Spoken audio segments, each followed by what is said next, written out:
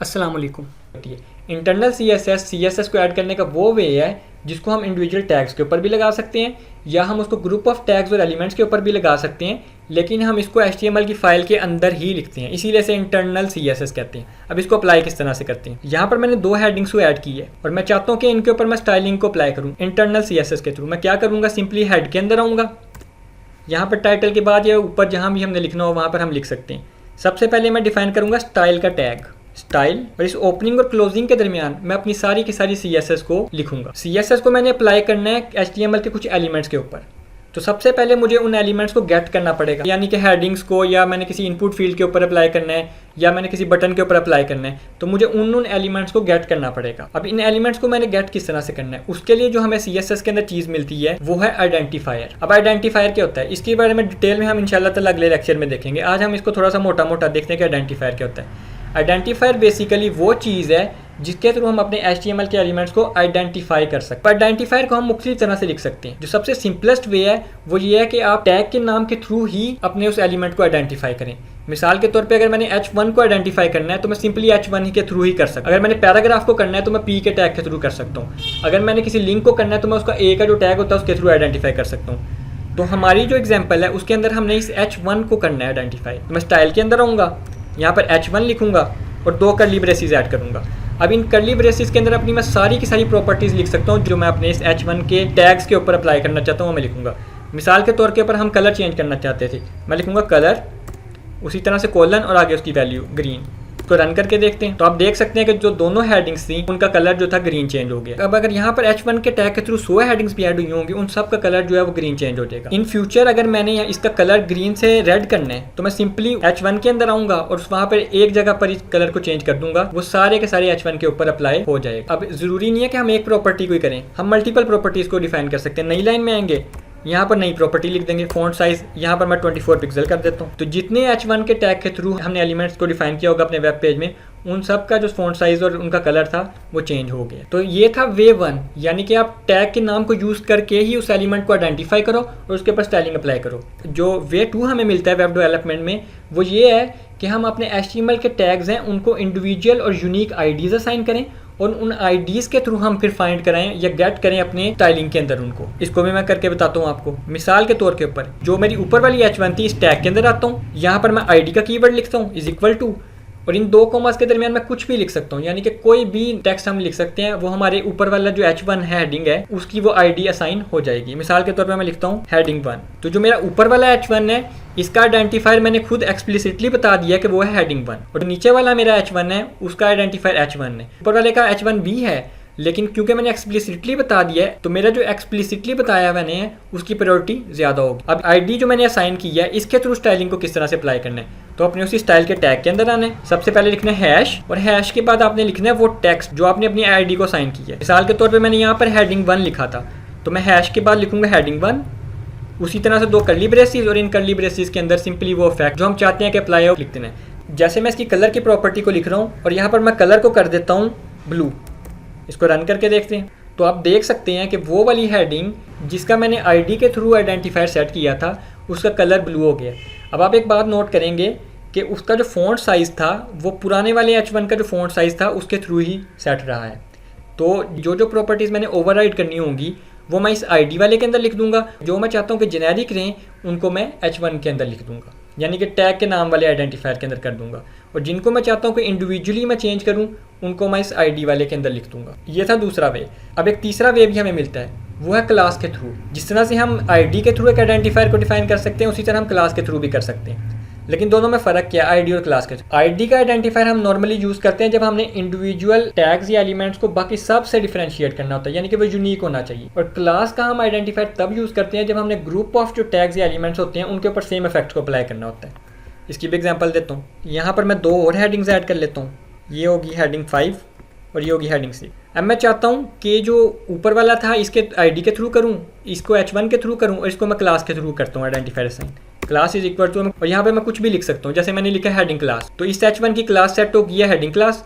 इसी तरह से नीचे वाले H1 में भी आता हूँ और उसकी भी क्लास में सेम सेट कर देता हूँ। अब इसके ऊपर मैंने स्टाइलिंग किस तरह से अप्लाई करनी है, मैं उसी तरह से स्टाइल के टैग के अंदर आऊँगा। ID के थ्रू जब हमने आइडेंटिफायर किया था तब हमने यूज़ किया था हैश। जब क्लास के थ्रू आइडेंटिफायर को डिफाइन करते हैं तब हम यूज़ करते हैं डॉट। डॉट के बाद जिस तरह से आईडी की दफ़ा किया था उस तरह से क्लास की दफ़ा भी करना है कि जो टेक्स्ट हमने क्लास को साइन किया था उसको कॉपी कर लें और डॉट के आगे जाके पेस्ट कर दें। 2 कर्ली ब्रेसिस और इन कर्ली ब्रेसिस के अंदर वो सारे के सारे इफेक्ट या प्रॉपर्टीज़ जिन्हें हम चेंज करना चाहते हैं। जैसे मैं कलर को ही बदलता हूँ और कलर को मैं कर देता हूँ ब्राउन, तब होगा क्या कि वो वाला टैग जिसके आइडेंटिफायर को हमने आईडी के थ्रू और उसकी आईडी ये डिफाइन की होगी उसका कलर ब्लू हो जाएगा। वो सारे टैग के अंदर हमने आइडेंटिफायर को क्लास के थ्रू ऐड किया होगा और उनकी क्लास ये होगी, उनका कलर ये हो जाएगा।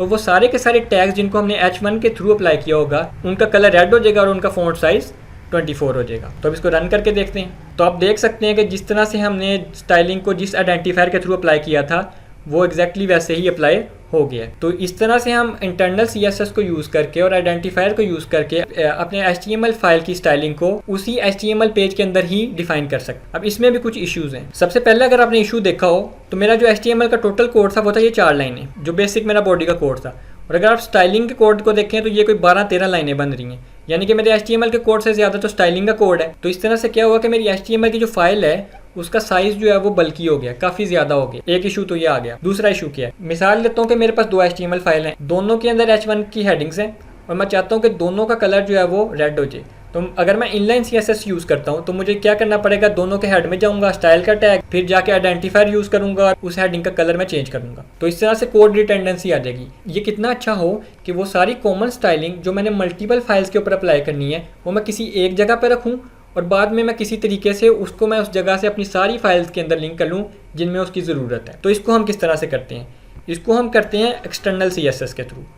एक्सटर्नल CSS क्या है, जिस तरह से इंटरनल CSS थी उसी तरह से एक्सटर्नल CSS होती है। फ़र्क सिर्फ ये होता है कि हम एक एक्सटर्नल CSS की फ़ाइल लिखते हैं और बाद में लिंक के टैग को यूज़ करके अपने HTML की फाइल्स के साथ उसको लिंक कर लेते हैं। आप यहाँ पर देख सकते हैं कि मेरे पास एक HTML की फ़ाइल है, उसके अंदर मैंने H1 के टैग के थ्रू एक हेडिंग ऐड की है और एक और HTML की फ़ाइल है उसमें भी मैंने H1 के टैग के थ्रू एक हेडिंग की है। अब मैं चाहता हूँ कि इन दोनों फाइल की जो H1 के टैग थी, हेडिंग्स थी, इनका कलर मैं चेंज करूँ। तो मैंने जैसे बताया कि एक्सटर्नल CSS के अंदर हम एक एक्सटर्नल CSS फाइल ऐड करते हैं और उसको फिर लिंक करते हैं उन तमाम HTML की फाइल्स के साथ जिनमें हमने कॉमन CSS को अप्लाई करना होता है। तो एक CSS की फाइल ऐड करते हैं। विजुअल स्टूडियो कोड के अंदर CSS की फाइल को ऐड करने के लिए जो तरीका है वो सबसे पहले आपने Ctrl+N दबाना है। यहाँ पर ये आएगा सिलेक्ट अ लैंग्वेज, इसको क्लिक कर दें। यहाँ पर टाइप करें CSS, ये सबसे ऊपर आएगा, इसको क्लिक कर दें सिंपली। फिर Ctrl+S करके अपनी फाइल को सेव करें और यहाँ पर कोई भी नाम लिख दें। मिसाल के तौर पर मैं लिखता हूँ फर्स्ट CSS.CSS, इसकी एक्सटेंशन हो जाएगी। अब क्या करना है, इंटरनल CSS के अंदर तो हम सबसे ऊपर स्टाइल का टैग यूज़ करते थे, इसके अंदर हमने वो नहीं यूज़ करना। हमने सिंपली आइडेंटिफायर्स को यूज़ करना है और उसके थ्रू हमने अपनी प्रॉपर्टीज़ को चेंज करना है। तो मैं यहाँ पर सिंपली जो है H1 का आइडेंटिफायर ही यूज़ करूँगा दोनों HTML फाइल्स का। तो सिंपली H1 कर्ली ब्रेसिस और इसके अंदर वो सारी प्रॉपर्टीज़ लिख देनी है जिनको हमने चेंज करना है। जैसे हमने कलर चेंज करना था, कलर, और मैं कलर कर देता हूँ रेड। अब हमने CSS फाइल ऐड कर लिया है, उसके अंदर हमने आइडेंटिफायर के थ्रू प्रॉपर्टी, कलर की प्रॉपर्टी को चेंज कर दिया। अब मैं चाहता हूँ कि इस CSS फाइल को मैं अपने उन दोनों HTML फाइल के साथ लिंक करूँ। तो अब वो कैसे करना है वो सीखते हैं। उसके लिए आपने अपने उन HTML फाइल के हेड के अंदर आने। मिसाल के तौर पे मैं इस फर्स्ट HTML.html के अंदर आया हूँ और इसके हेड के अंदर आ जाता हूँ। यहाँ पर आपने यूज़ करना है लिंक का टैग, <, लिंक <। अब इस टैग के अंदर ही सबसे पहले आपने यूज़ करना है कीवर्ड rel का और इन 2 कोमास के दरमियान आपने लिखना है स्टाइल शीट, ये बताने के लिए कि ये जो लिंक है ये रिलेटेड टू एक स्टाइलिंग शीट है, यानी कि एक CSS फाइल है। दूसरा जो एट्रीब्यूट आपने देना है वो है उसका पाथ। जिस तरह से हम लिंक का पाथ देते हैं उसी तरह से हम एक CSS फाइल का पाथ भी देते हैं href के थ्रू। अब इन 2 कोमास के दरमियान हमने उस CSS फाइल का पाथ लिखना है। हम यहाँ पर उस CSS फाइल का एब्सोल्यूट पाथ भी दे सकते हैं। अगर ये CSS फाइल किसी ऑनलाइन रिसोर्स के ऊपर पड़ी हुई है वहाँ से उसका लिंक कॉपी करके वो भी यहाँ पर दे सकते हैं। और अगर हमारी ये CSS फाइल हमारे प्रोजेक्ट के किसी फोल्डर के आसपास ही पड़ी है तो हम वो वाला पाथ भी दे सकते हैं। जैसे ये जो मेरी फर्स्ट CSS.CSS है वो मेरे इस HTML फाइल वाले फोल्डर के अंदर ही पड़ी हुई है, तो मैं सिंपली क्या करूँगा, उस फाइल का नाम ही लिख दूँगा फर्स्ट CSS.CSS, सिंपल। अगर ये CSS फाइल इस फोल्डर से पीछे वाले फोल्डर में होती तो मैं यहाँ पर 2 डॉट यूज़ करता और ये बैकस्लैश यूज़ करता। अगर ये उससे भी पीछे वाले फोल्डर में होती तो मैं 2 और डॉट यूज़ करता, एक और बैकस्लैश यूज़ करता। लेकिन सेम फोल्डर में है तो सिंपली नाम और .CSS, तो ये लिंक हो जाएगी। इसी को कॉपी करते हैं, इस सेकंड HTML के ऊपर जाकर वहाँ पर भी इसको पेस्ट कर देते हैं। अब बारी बारी इन दोनों को रन करते हैं फाइल्स को। सबसे पहले फर्स्ट HTML.html को रन करता हूँ तो आप देख सकते हैं कि उसका जो कलर था हेडिंग का वो रेड हो गया। अब इसी तरह से सेकंड HTML.html पे आएँ, उसको भी रन करें तो आप देख सकते हैं कि उसकी जो हेडिंग थी उसका कलर भी रेड हो गया। तो हमने मल्टीपल HTML फाइल के ऊपर एक्सटर्नल CSS को यूज़ करके स्टाइलिंग को अप्लाई करना भी सीख लिया।